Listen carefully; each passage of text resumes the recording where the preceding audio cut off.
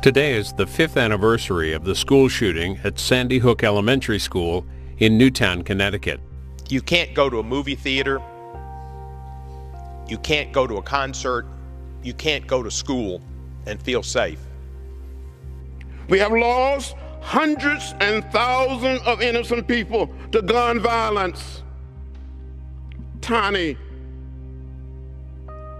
little children, babies, students, and teachers, mothers and fathers, sisters and brothers, daughters and sons, friends and neighbors.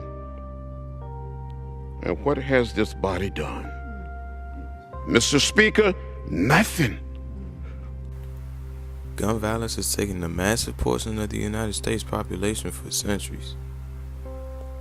As of today, there are over 350 million guns in circulation within the U.S. alone. So I own many guns. I keep them locked up in a safe.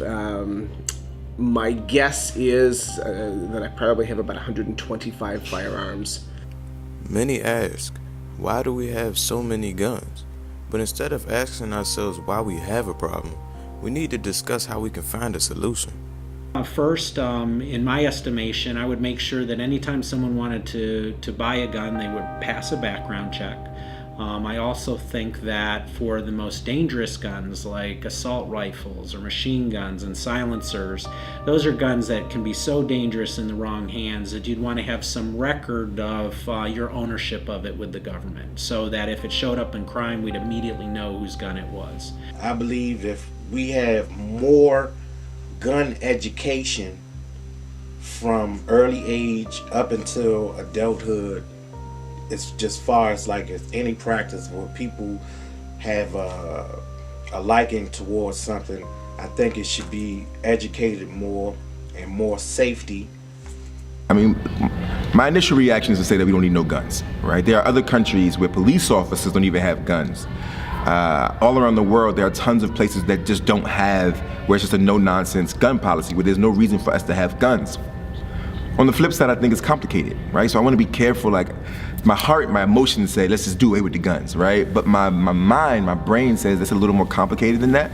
At the very least, though, I think that we don't need assault rifles and machine guns and like war weapons and artillery and all this nonsense that you could get from Walmart, right? Like, look, if you got a handgun, I think you should be registered. I think you should go through mental health screenings, not just when you buy the gun, but like periodically you should be tested, right? Because the truth is, for anybody who's ever shot a gun, we don't know how the brain changes after you pull a trigger. So everybody is like, yo, I got checked out, I don't have no mental illness. Yeah, but after you pull that trigger, different things are happening up here. For anyone who's ever shot a gun, you know that. There's a different kind of rush that happens to you. We should be testing regularly people who have licenses and who are registered.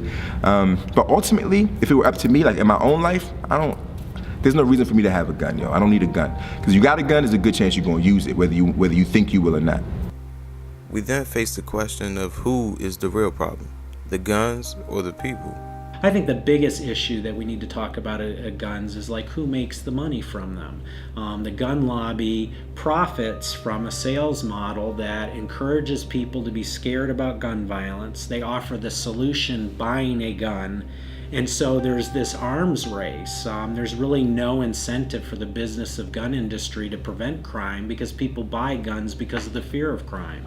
Manufacturers just want the money, just like it's a product, you know, where they can get a quick penny and not worry about the effect that it has on communities and families that are victim towards them. And then some people, excuse my French, are ignorant towards violence and have no morals and values towards it. And then you have some people that are very responsible.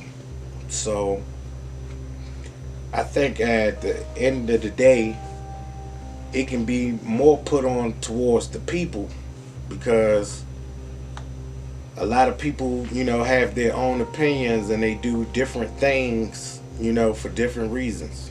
We like to say that, like, guns don't kill people, people kill people, right? Like, that's always the thing that we say. But the truth of the matter is that if people didn't have guns, then people wouldn't kill people as much. There have been plenty of role models who have demonstrated a successful rule over gun laws in which apply supreme safety for their country. In Australia, after that killing, they passed laws that made illegal automatic and semi-automatic weapons. And they had a buyback program that bought back over 600,000 guns. After 1996 and the effort, which was difficult but successful, Australia has not had a killing of over 5 people. The United States has more guns and more gun deaths than any other developed country. And it is not close. We are not even in the neighborhood of any of our other G20 competitor nations. It is very well possible for us to get rid of gun violence as a whole. So now we ask ourselves, are we willing to do what needs to be taking place? How many more husbands and wives, brothers and sisters, friends and neighbors must die